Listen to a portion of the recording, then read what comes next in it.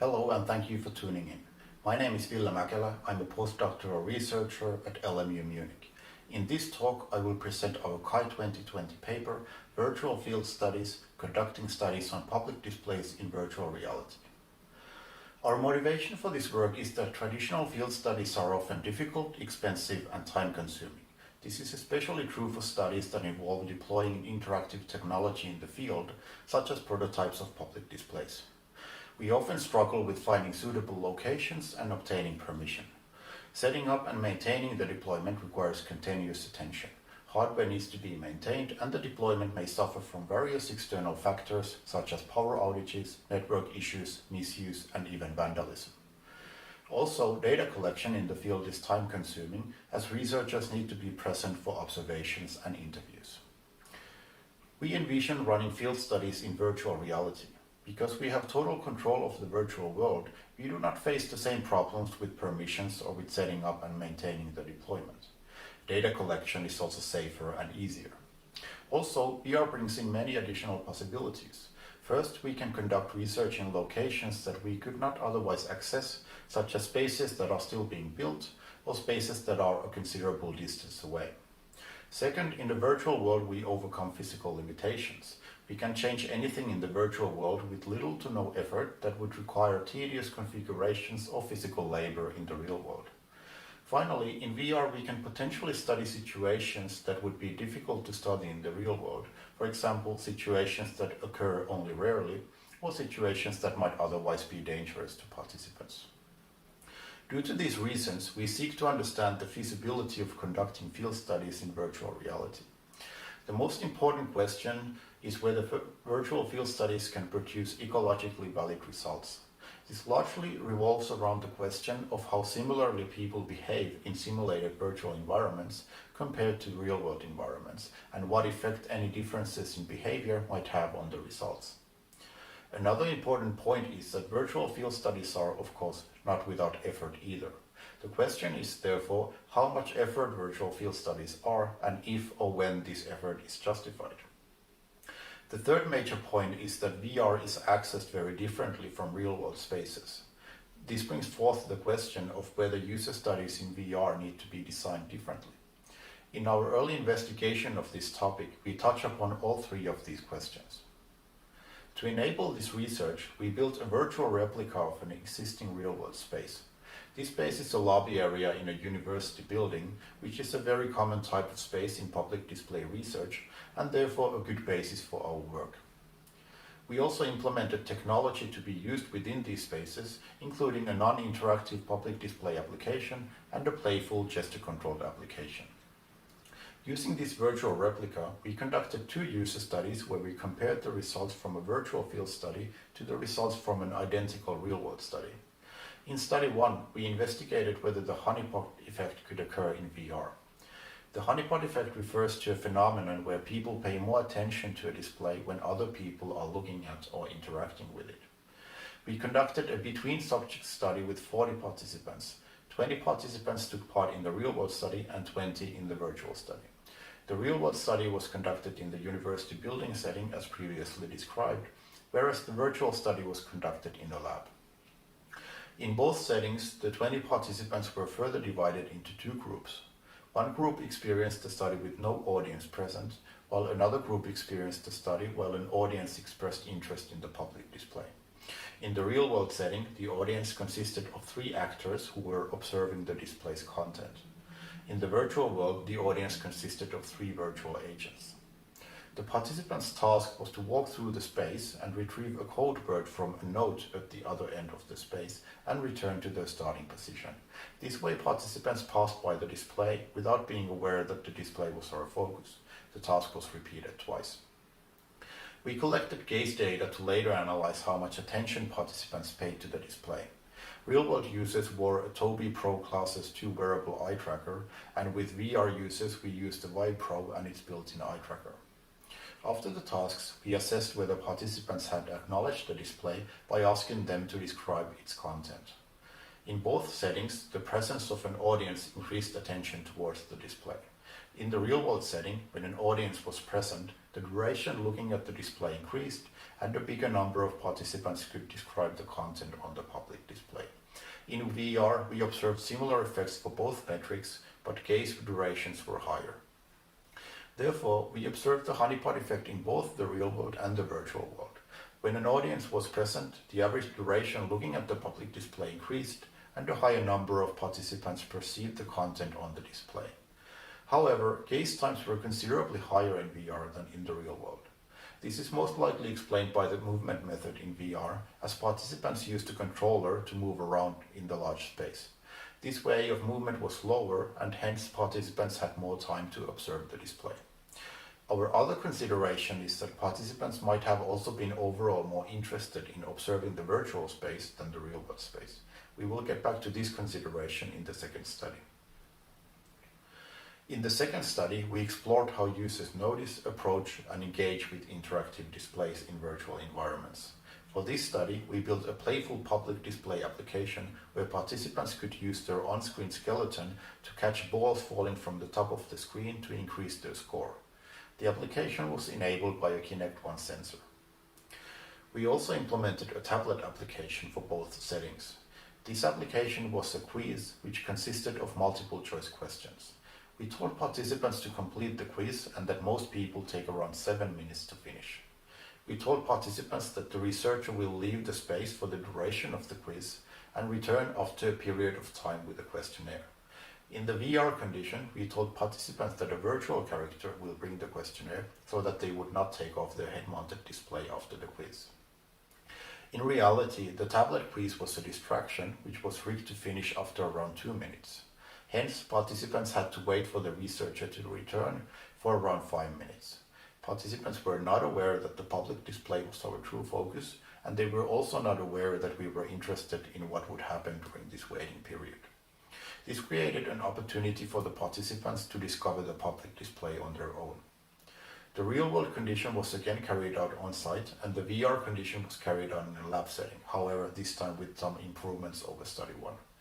The VR condition was set up in a large meeting room where we set up 4 trackers instead of the usual 2 for more reliable tracking and a larger tracking space. We also used the Vive Pro wireless upgrade so that participants could use the head-mounted display without being attached to anything and without having to worry about cables. We observed the participants' behavior through video recordings and complemented our observations with interviews. We checked whether participants did any of the 4 primary activities, whether they noticed the public display, approached it, stopped in front of it, or started interacting with it. The frequency of the first 3 activities was comparable in both settings.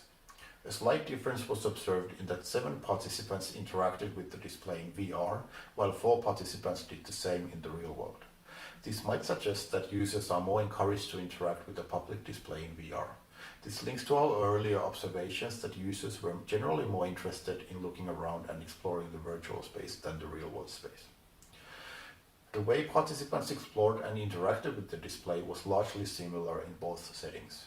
Those who did try out the display were visibly engaged with it. An encouraging observation is that VR users did not seem at all bothered or slowed down by the head-mounted display. The average interaction times with the display were also comparable, 109 seconds in VR and 130 seconds in the real world. In addition to participants being generally more active in VR than in the real world, we also identified factors that may have the potential of affecting study results. All of these were minor in our study, but they may be more significant in other studies. First, participants needed a VR controller to interact with the tablet game as well as to fill in the questionnaire in VR. 5 participants reported that they were unsure what they should do about the controller while they were waiting. Second, in the real-world condition, 4 participants accessed their smartphones and paid little attention to their surroundings, whereas in VR this option did not exist. Third, some users reported that the video recording made them unsure about how they should behave while they were waiting. Interestingly, this was only reported for the VR condition and not the real-world condition. Finally, 3 participants reported that they were careful about moving around in VR because they had previous experiences where they had hit something while wearing an HMD. Most of our study participants were active, but it should be acknowledged that some users may be more careful than usual in VR. Drawing on our results and experiences, we discussed the potential and challenges of virtual field studies. Our first question was whether virtual field studies can produce ecologically valid results. We observed a surprising level of similarity between the results from virtual and real field studies. These results are promising and suggest that virtual field studies can be valid for studying many aspects of technology deployed in the wild. However, more studies are needed for a comprehensive understanding of the potential and limitations of virtual field studies in different contexts. Most notably, we observed that participants were more active in VR. They moved and looked around more and also seemed to be more encouraged to interact with the virtual public display. Therefore, strong focus on quantitative data, such as usage statistics, may not be fully reliable. Another factor that warrants more studies is the types of devices that are available in virtual and real-world settings. In particular, smartphones are natural for real-world users, but they cannot be accessed in VR without special solutions. Our second question was how much effort virtual field studies are compared to traditional field studies. The unique effort in virtual field studies is that the virtual environment must be built, which can take time. However, many modern tools are available for free, which makes this process easier. There are also various 3D assets available for free or for a low price. Some studies also require special solutions for the interactive scenarios that they aim to investigate, such as those that involve touch interaction. In some cases, this may require notable resources, although many of them are certainly doable in VR. To offset some of this effort, virtual studies have many advantages over real-world studies. First, obtaining permissions and maintaining the deployment are practically non-issues in VR. Second, setting up the deployment and making sure it works as intended is easier and less error-prone. Third, preparing and running the study sessions are considerably easier. In both of our studies, the real-world counterpart was much more demanding in terms of preparation, equipment, and traveling between the lab and the field study location. Fourth, the virtual environment that's built for the study can be easily reused or adapted for other studies. Researchers must consider the balance between effort and ecological validity. We believe that in ideal cases, virtual field studies can yield more valid results than lab studies, while requiring less effort than traditional field studies. However, virtual field studies have unique considerations in terms of the effort they may require. Traditional field studies are likely more suitable, especially when a real-world infrastructure is already available, or if the study focuses on long-term use. Getting users into a virtual space on a recurring basis is a particular challenge in virtual studies.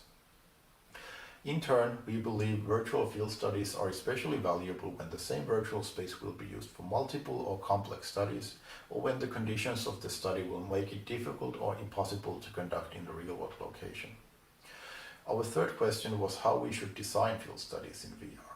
The key point of field studies is that we can evaluate how a technology is used in a natural, realistic setting, where people usually encounter the technology by chance. In this respect, virtual environments are very different. Hence, we must be creative in making virtual environments natural. We can achieve this by providing participants with a scenario that facilitates natural behavior and that distracts them from the true focus of the study. In our two studies, we achieved this in different ways. In study 1, we gave participants a task of fetching a note from the other end of the environment. This simulated a frequent scenario of walking through a public space, during which participants had the chance to observe the public display while remaining unaware of its role in the study. In study 2, we gave participants another device as a distraction and ended its use prematurely without the participants realizing.